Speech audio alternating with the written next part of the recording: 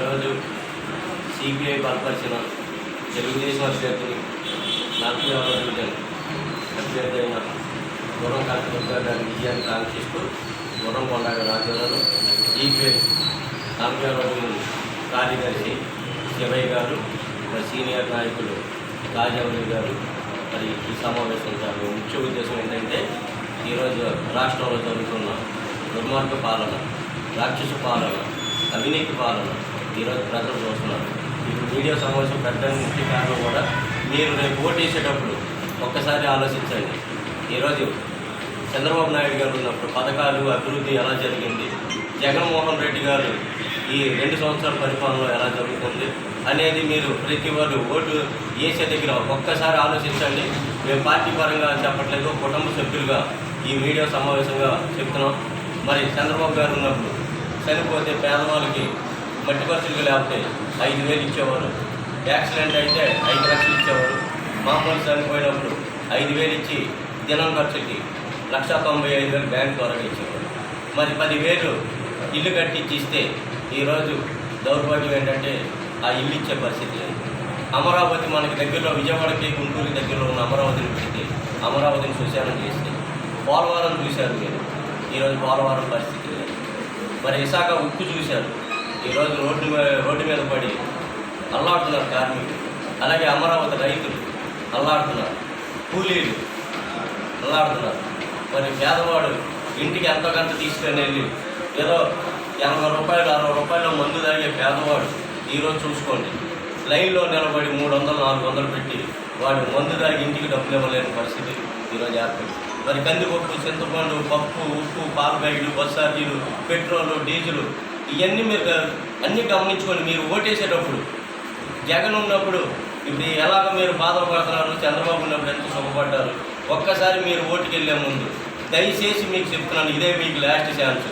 ఇంక ఈ అవకాశం పోతే రేపు పొద్దున్న మళ్ళీ కార్పొరేటర్గా ఫ్యాన్ గుర్తుకి నిలబడిన వైసీపీ అభ్యర్థులు కానీ గెలిస్తే ఇక ఈ రాజధాని ఉన్నవారు ఇంకా రేట్లు పెంచుతారు, ఇంటి ట్యాక్సీలు పెంచుతారు, వాటర్ మీటర్లు వేస్తారు. దుర్మార్గంగా ఇంక మాకు తిరుగులేదు, మేము ఈ కార్పొరేషన్ ఎలక్షన్లో కూడా గెలిచామంటే ప్రజలు మా వైపు ఉన్నారని ఇంకా దుర్మార్గ పాలన మనకి వస్తుంది. మీరు ఈరోజు చూస్తున్నారు, మినిస్టర్లు వస్తే గుడులు పగలు కొడితే, విగ్రహాలు పగలు కొడితే ఏం మాట్లాడుతున్నారు, విగ్రహమేగా పగిలింది కొత్త చేపిస్తాం, రథమేగా తగలబడింది కొత్త రథం చేపిస్తాం అని. మరి ఇంకొక మంత్రి ప్యాకెట్ ఆడారు, ఏమైంది? ఒక మంత్రి మాట్లాడాల్సిన మాట్లాడిన ఈ ప్యాకెట్ ఆడారు, కేసు కడతారు, బయటకు వచ్చేస్తాడు, ఏమైంది అనేసి. ఈ సంస్కృతి ఇంతకుముందు గతంలో మీరు ఏ గవర్నమెంట్లోనైనా చూసారా? ఈరోజు మీరు మరి చూస్తున్నారుగా ఎంత ఇబ్బందులు పడుతున్నారు, ఈ గవర్నమెంట్లో ఎన్ని కష్టాలు పడుతున్నారు, ఎన్ని ఇబ్బందులు పడుతున్నారు. ఇవన్నీ కూడా రేపు మీరు చివరిగా మేము చెప్పేది ఒకటే, ఏం లేదు. ఈరోజు మినిస్టరు ఎలాగైనా సరే ఆ అభ్యర్థులు గెలిపించుకోవాలని దుర్మార్గంగా ఏదో ఒకటి చేసి గెలిపించుకోవాలని అనేక ఇబ్బందులు పెడుతున్నాడు. మరి ఒక కొండ కనకదుర్గ గారు డివిజన్లోనే మినిస్టర్ గారు 10 సార్లు తిరిగి ఈ అభ్యర్థిని గెలిపించారు. మీరు ఇంకోటి కూడా గమనించాలి, 46, 47 వాటర్లారా, నేను ముఖ్యంగా చెప్తున్నాను, ఇది ఒక్కటి గమనించండి. ఈ డివిజన్లో ఎస్టీలు ఉన్నారు, పక్క డివిజన్లో ఎస్టీలు లేరు. కానీ ఆ డివిజన్లో ఎస్టీని చేసి ఈ డివిజన్లో దుర్మార్గంగా బీసీని చేసి మరి 47లో ఎటువంటి క్యాండిడేట్కి సీట్ ఇచ్చారో మీరందరూ గమనించండి. ఈరోజు ఇక్కడ పరిస్థితి కూడా గమనించి మీరు ఓటుకి వెళ్ళేటప్పుడు దయచేసి చెప్తున్నాను, మీరు ఓటు వేసేటప్పుడు ఒక్కసారి ఆలోచించి మీరు పూర్తిగా నిర్ణయం తీసుకొని ఓటు వేస్తారని వాటర్ మహాశయులకు అందరికీ హృదయపూర్వక కృతజ్ఞతలు తెలియజేసుకుంటూ సెలవు. రుజువు చేయాలి. రుజువు చేస్తే నేను డివిజన్ వదిలిపెట్టి ఫ్యామిలీతో నేను వెళ్ళిపోతా బయటికి. అవతలే ఆరోపణ చేసేవాళ్ళు వాళ్ళు మీరు ప్రశ్నించి నా దగ్గరికి మీడియా పూర్వకంగా రండి, నేను సమాధానం ఇస్తాను. నేనేం చెప్తున్నాను, వాళ్ళకి నిజం ఆ దగ్గర ఒక ఎవిడెన్స్ ఉంటే నా మీద ఆరోపణ చేయాలి. ఆ ఆరోపణ వాళ్ళు నిజం చేస్తే మీ మీడియా పూర్వకంగా చెప్తున్నాను, నా ఫ్యామిలీతో కట్టుబాట్లతో డివిజన్ వదిలి విజయవాడ వదిలి వెళ్ళిపోతా. డివిజన్ కాదు, విజయవాడ వదిలి వెళ్ళిపోతా. ఏది వైసీపీ వాళ్ళ దగ్గర మీరు అమ్ముడు పోతాయి కనుక నేను అమ్ముడు పోయానని వాళ్ళు రుజువు చేస్తే మసీదుకి రమ్మంటారా, చర్చికి రమ్మంటారా, గుడికి రమ్మంటారా, వాళ్ళే కనుక్కోండి. ఇప్పుడు వాళ్ళు నా మీద వేసిన నింద వాళ్ళు రుజువు చేస్తే, వాళ్ళు కరెక్ట్గా ప్రూఫ్ తీసుకొచ్చి అమ్ముడు పోయానని రుజువు చేస్తే నేను విజయవాడ వదిలి ఫ్యామిలీతో కట్టుబట్టతో వెళ్ళిపోతా. మీరు డివిజన్ ప్రవర్తన చేయట్లేదని చెప్పారు, డివిజన్ ప్రవర్తన చేయట్లేదు, అందువల్ల డబ్బులు తీసుకున్నారు, అందులో డబ్బులు పోయారని చెప్పారు అని అంటున్నారు. దీనివల్ల కారణం ఏంటి? ఓకే, ఇప్పుడు గుర్రం కొండ గారు ఆయన నువ్వు సర్వీస్ చేస్తా వచ్చి నాకు పని చేయి అన్నారు. కానీ ఆ డివిజన్లో నన్ను పని చేయని ఎవరు పిలవలేదు. నేను అందుకని కొండా గారికి పని చేస్తున్నాను. పిలిస్తే ఎవరికైనా నేను పని చేయడానికి సిద్ధంగా ఉన్నాను. గత నెల రోజుల నుంచి కమ్యూనిస్ట్ పార్టీ, భారత కమ్యూనిస్ట్ పార్టీ నగర కార్యవర్గ సభ్యులు మరి 45వ డివిజన్ కార్యదర్శి అయినటువంటి శివయ్య గారి నేతృత్వంలో తెలుగుదేశం పార్టీ అభ్యర్థి అయినటువంటి గుర్రం కనకదుర్గ గారి విజయాన్ని కాంక్షిస్తూ నెల రోజుల నుంచి డివిజన్లో చేసిన అభివృద్ధి పనులు, ప్రజా సంక్షేమ కార్యక్రమాలు, ఇచ్చిన చంద్రన్న బీమా, చంద్రన్న పెళ్లి కానుక మొదలైన కార్యక్రమాలు, డివిజన్లో చేసిన అభివృద్ధి పనులను వివరిస్తూ విస్తృతంగా ప్రచారం చేయడం జరిగింది. ప్రజలు కూడా మేము చేసిన అభివృద్ధి కార్యక్రమాలను గుర్తించి విశేషంగా ఆదరించారు. అదేవిధంగా 17 కోట్ల రూపాయల ఖర్చుతో 2014 నుండి 2019 వరకు కార్పొరేటర్ బడ్జెట్ అయినా కానీ, ఎస్సీ సప్లాన్ నిధులు అయినా కానీ, ఎస్టీ సప్లాన్ నిధులైనా కానీ, మరి ఎంపీ గారి స్ట్రాంగ్ వాటర్ డ్రైన్ పథకం ద్వారా కానీ 17 కోట్ల రూపాయలు 37 డివిజన్ నందు ఖర్చు పెట్టి అభివృద్ధి చేయడం జరిగింది. డివిజన్ ఎప్పుడూ లేని విధంగా డివిజన్ని మొత్తం సీసీ రోడ్లతో పునర్నిర్మించి కేఎల్రావు పార్కును సుమారు 70 లక్షల ఖర్చుతో ఆధునీకరించి మరియు డివిజన్ మొత్తం ఎల్ఈడి లైటింగ్తో పూర్తి స్థాయిలో ఆధునీకరించి డివిజన్ని ఒక మోడల్ డివిజన్గా తయారు చేసాం వన్ టౌన్లో. దానిని దృష్టిలో పెట్టుకొని రేపు 10వ తారీఖు జరగబో ఎన్నికల్లో సైకిల్ గుర్తుపై 46వ డివిజన్ ప్రజలు ఓటు వేసి మమ్మల్ని అఖండ విజయంతో గెలిపించి డివిజన్ని ఇంకా అభివృద్ధి పదంలో ముందుకు తీసుకెళ్ళడానికి మాకు మరొక అవకాశం ఇవ్వవలసిందిగా మీకు కోరుచున్నాం. అదేవిధంగా 47వ డివిజన్లో గత కార్పొరేటర్ గారు అయినటువంటి 30వ డివిజన్ కార్పొరేటర్ అయినటువంటి నాగోతి నాగమణి గారు, నాగోతి రామారావు గారు అన్ని డివిజన్లో అన్ని భాగాలని సీసీ రోడ్లు, ఎల్ఎన్టీ వారి కాంక్రీట్ డ్రైన్లు మొత్తంతో అభివృద్ధి చేసి ఉన్నారు. డివిజన్ ఎస్టీ అవటం వలన వారికి అవకాశం రాలేదు. డివిజన్ 47వ డివిజన్గా రూపాంతరం చెందింది. కాబట్టి అక్కడ తెలుగుదేశం పార్టీ అభ్యర్థిగా పోటీ చేస్తున్న ఇట్టా భవానీ గారికి తెలుగుదేశం పార్టీ ప్రజలు అత్యధిక ఓట్ల మెజారిటీతో గెలిపించి 2 డివిజన్స్లో తెలుగుదేశం పార్టీ అభ్యర్థులను గెలిపించి అభివృద్ధి కొరకు మళ్ళీ ఒకసారి అవకాశం ఇవ్వాల్సిందిగా కోరుచున్నాం. 7వ డివిజన్లో డివిజన్కి 3000 పంచమని జగన్ ప్రభుత్వం వైసీపీ వాళ్ళకి డబ్బులు పంపించింది రాత్రి. దాన్ని దగ్గర పెట్టుకొని విచ్చలవిడిగా ఈరోజు ఎలా చేశారో ఎలక్షన్ సెల్ వారు గమనించారు, పోలీసు వారు గమనించారు, టాస్క్ ఫోర్స్ వారు గమనించారు, ఎస్బీ డిపార్ట్మెంట్ వారు గమనించారు. వాళ్ళ విచ్చలవిడితనం వెర్రవేయటం జనం గమనించారు. వారి అక్రమ సంపాదనలో కొంత భాగాన్ని తీసుకొచ్చి ఇక్కడ డివిజన్లో డబ్బు కుమ్మరించారు. రాత్రి కానీ ఈరోజు కానీ 9వ తారీఖు కానీ జనం ప్రజలు రేపు పొద్దున 10వ తారీఖు జరగబోవు ఎన్నికల్లో వాళ్ళకు పూర్తి స్థాయిలో బుద్ధి చెప్పి అభివృద్ధికి ఓటేసి మమ్మల్ని అత్యధిక మెజారిటీతో గుర్రం కనకదుర్గ గారిని అత్యధిక మెజారిటీతో గెలిపిస్తారని చెప్పి మీకు మనవి చేసింది. ఉంది కదా రామారావు గారి మీద, మా నాగోతి రామారావు గారి మీద ఎక్స్ కార్పొరేటర్ 31వ డివిజన్ నాగమణి గారు భర్త అయినటువంటి నాగోతి రామారావు గారి మీద ఆరోపణ చేసినటువంటి వైసీపీ వాళ్ళకి ఒకటే సవాల్ ఇవ్వదలుచుకున్నా, మీ అక్రమ డబ్బుకి మీరు దొంగతనాలు చేసుకొచ్చి 47వ డివిజన్లో పంచుతున్న మీరు అంతర్రాష్ట్ర నేరస్తులు, అంతర్రాష్ట్ర గజి దొంగలు. మీరు మీద ఆంధ్రప్రదేశ్, తెలంగాణ, కర్ణాటక రాష్ట్రాల్లో ఎన్ని కేసులు ఉన్నాయో ఛార్జ్ షీట్లు, ఎఫ్ఐఆర్లు ఉన్నాయి.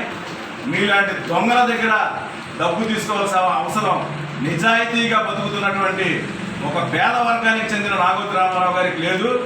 ఆ ఆరోపణను కనుక ఎవరైనా నిరూపిస్తే వారు రూపాయి ఇస్తే నేను 10 రూపాయలు మీడియా ద్వారాగా ఇచ్చి ఆయన నిజాయితీని నేను మీ పరంగా ప్రూఫ్ చేస్తానని చెప్పి తెలియజేసుకుంటున్నా. అదేనా తీవ్రంగా ఖండిస్తున్నా. ఇటువంటి ఇంకొకసారి కనుక చేసినట్టయితే తగిన బుద్ధి చెప్పాల్సి వస్తుంది. చట్టపరంగా దాన్ని కూడా దృష్టిలో పెట్టుకొని ఆరోపణలు చేయవలసిందిగా నేను తెలియజేస్తున్నాను. స్థానిక 46వ డివిజన్లో దరిదాపు ఒక 4 రోజులు బట్టి డోర్ టు డోరు ప్రతి ఒక్కరిని కూడా ప్రతి కుటుంబాన్ని కూడా కలుస్తూ ఓటు అడుగుతూ మేము రావటం అనేటువంటిది జరిగింది. దానిలో ప్రతి ఒక్కరూ కూడా ప్రతి ఇంట్లో కూడా వాళ్ళకు ఉన్నటువంటి సమస్యలు అనేకమైనటువంటి వాళ్ళు తెలియజేయటం అనేటువంటిది జరిగింది. ఏంటంటే జనానికి ప్రజలకి పేద ప్రజానీకానికి బాగా ఇబ్బంది కలిగేటువంటి విషయాలు వాళ్ళకు ఉన్నటువంటి కార్డులు పోయి అట్లాగే పింఛన్లు పోయి వాళ్ళకి ఇస్తానన్న ఇల్లు రాక వాళ్ళు అలో లక్షణాన్ని వాళ్ళు ఆ రకంగా ఇబ్బంది పడటం ఓపటం అనేటువంటిది మా దగ్గర జరుగుతూ వచ్చింది. అట్లాగే అనేక విషయాలలో ఇక్కడ ఉన్నటువంటి ఆ ప్రాంతానికి సంబంధించినటువంటి డెవలప్మెంట్స్ ఇంటి రోడ్లు, లైట్లు, పంపులు, అట్లాగే డ్రైన్లు అవి కూడా మేము వాళ్ళని అడగటం జరిగింది. ఇక్కడ ఏమన్నా వాటి వల్ల మీకు ఏమన్నా ఇబ్బంది ఉందా, గత 5 సంవత్సరాల్లో వాటిని చేయటం అనేటువంటిది జరిగింది, ఇంకేమన్నా ప్రాబ్లమ్స్ ఉన్నాయా అని చెప్పిన ఏం కాదండి. మాకు దరిదాపు ఇప్పుడు స్టోర్లలో బియ్యం తెచ్చుకునేవాళ్ళం. దరిదాపు వెళ్ళి మేమేదో ఒక రోజు మొత్తం మీద 15 రోజులు ఇచ్చేవాళ్ళు. రోజు మొత్తం మీద ఒక అరగంట అక్కడికి వెళ్ళి మేము ఆ బియ్యం తెచ్చుకునేటువంటి పరిస్థితి. వాటిని వ్యాన్లు పెట్టి దరిదాపు 10,000 రూపాయలతో పోయేటువంటి దాన్ని 40,000 రూపాయలు ఇచ్చించి ఆ వ్యాన్లు పెట్టి ఇంటింటికి బియ్యం అని చెప్పేసి అని అన్నారు. అక్కడికి వస్తే రోడ్డు మీద బియ్యం పెట్టి అక్కడ తీసుకెళ్ళండి అని చెప్పేసి అని అంటారు. వాటికి సంబంధించి చాలామంది కూడా అక్కడ ఉన్నటువంటి మిషనరీ పనిచేయక ఏలు ముద్ర పడక వాళ్ళు చాలా ఇబ్బంది పడుతున్నారు. రోడ్డు మీద బారులు దిగి దరిదాపు 50 మంది 100 మంది నిలబడి వాళ్ళు చాలా ఇబ్బందులు పాలవుతున్నారు. ఆ విషయాలు కూడా మాతో వాళ్ళు చెప్పడం అనేటువంటిది జరిగింది. అట్లాగే ఏంటంటే ఈ ఇల్లు ఇచ్చేటువంటి విషయంలో అయితే దరిదాపు ఇక్కడికి ఉన్నటువంటి 40 కిలోమీటర్ల దూరంలో ఆ ఇల్లు ఇస్తామని చెప్పేసి అక్కడ ఇల్లు కట్టించేస్తామని చెప్పేసి అనేటువంటిది చెప్పారు. ఇవాళ ఇల్లు కట్టించడం అనేటువంటి ఆప్షన్ ఎత్తేసి వాళ్ళు మీరు కట్టుకోండి అని చెప్పేసి 1,80,000 ఇస్తామని చెప్పేసి అంటున్నారు. 1,80,000తో మేము అక్కడికి వెళ్ళి ఇల్లు ఏం కట్టుకోగలమండి, మేము ఎక్కడ ఇబ్బంది పడతాం, మాకు అసలు అవసరం లేదని చెప్పి అనుకుంటున్నాం అని చెప్పేసి అనేటువంటిది వాళ్ళు తెలియజేయడం అనేటువంటిది జరిగింది. ఇట్లాగే ఎన్నో కష్టాలు వాళ్ళకు ఉన్నటువంటి ఇబ్బందులన్నీ ప్రతి ఒక్కళ్ళు ఈ మధ్య కాలంలో దరిదాపు ఒక 15 రోజులు బట్టి నీళ్లు పచ్చగా వస్తాయి. ఆ పచ్చగా వచ్చేటువంటి నీటిని దరిదాపు 5-6 రెట్లు పెరిగేటువంటి పరిస్థితి అంటున్నారండి. మేము ఎట్లా కట్టగలం, ఏ విధంగా కట్టగలం, మేము ఇబ్బంది పడుతున్నాం అని చెప్పేసి అనేటువంటిది ప్రజలు వాపోతున్నారు. ఇప్పుడు ఉన్నటువంటి ధరలు చూస్తే నిత్యావసర వస్తువుల ధరలు చాలా ఆకాశాన్ని అనేటువంటి దిశలో ఇబ్బంది పడుతున్నాం. ఇక్కడ మగవాళ్ళు ఇంటికి 500 తెచ్చుకునేటువంటి వాడు కనీసం 200 ఇంట్లో ఇచ్చేవాడు. ఇవాళ ఆ పరిస్థితి లేదు.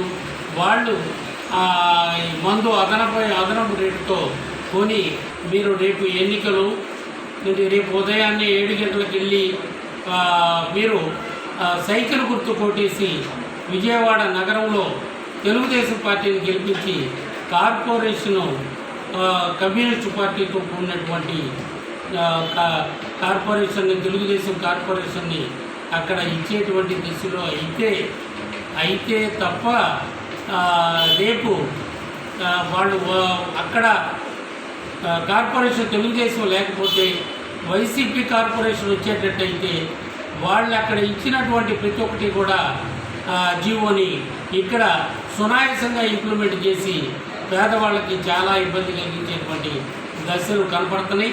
అట్లాగే ఏంటంటే ఒక సంకేతం వాళ్ళు ఇస్తున్నారు, అది ఇక్కడ టీడీపీ ప్రభుత్వం టీడీపీ కార్పొరేషన్ వచ్చేటువంటి పరిస్థితి అయితే మమ్మల్ని మాకు వాళ్ళు ప్రభుత్వాన్ని ఇక్కడ ఉన్నటువంటి రాజధాని ఇక్కడే ఉంచమని చెప్పేసి అని చెప్పినట్టు, మాకు వైసీపీ కార్పొరేషన్ ఇస్తే మేము రాజధానిని తీసుకెళ్ళిపోవచ్చు అనేటువంటి సంకేతం ప్రజలు ఇస్తున్నారు అని చెప్పేసి అనేటువంటిది వాళ్ళు తెలియజేయడం అనేటువంటిది జరుగుతుంది.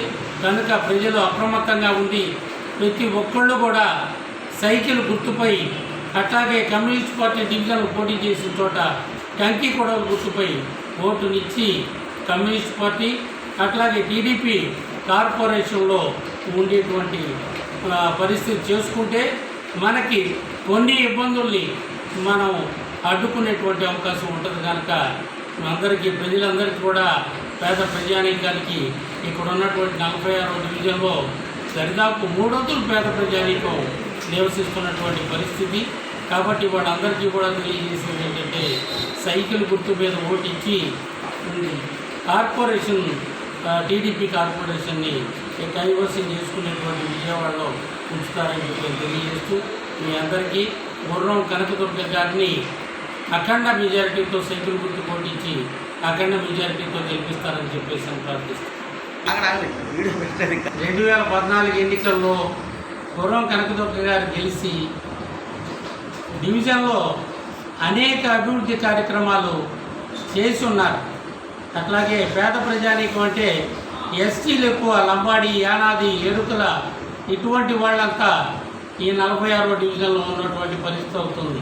వాళ్ళందరికీ అందుబాటులో ఉండి అనేక పథకాలు వాళ్ళకి అందజేసి 17 కోట్ల రూపాయల ధనాన్ని ఖర్చు పెట్టి డివిజన్ని అభివృద్ధి చేసినటువంటి వాళ్ళు ఓటుని కొనుక్కోవాల్సినటువంటి అవసరం వాళ్ళకి లేదు. ఆ దుస్థితి వాళ్ళకి పట్టల. ఇవాళ కొత్తగా వస్తున్నటువంటి వాళ్ళు మేము గెలవాలి అని చెప్పేసి అనేటువంటి తాపత్రయం కలిగినటువంటి వాళ్ళు ఓటుకి 3 లక్షలు 3,000 4,000 ఇచ్చి కొనుక్కోవడానికి వాళ్ళు తొందరపడుతున్నారు. ఆ విధంగా కొనటం అనేటువంటి జరుగుతుంది. నిన్న మొన్న ఈరోజు తీవ్రంగా ఆ డివిజన్లో ఓట్లు కొనటం అనేటువంటిది జరిగింది. కనుక అట్లాంటి దుస్థితి ఇక్కడ ఉన్నటువంటి కనకదుర్గ గారికి పట్టలేదని చెప్పేసి అనేది ఈ మీడియా పూర్వకంగా నేను డివిజన్ ప్రజలకు తెలియజేస్తాను.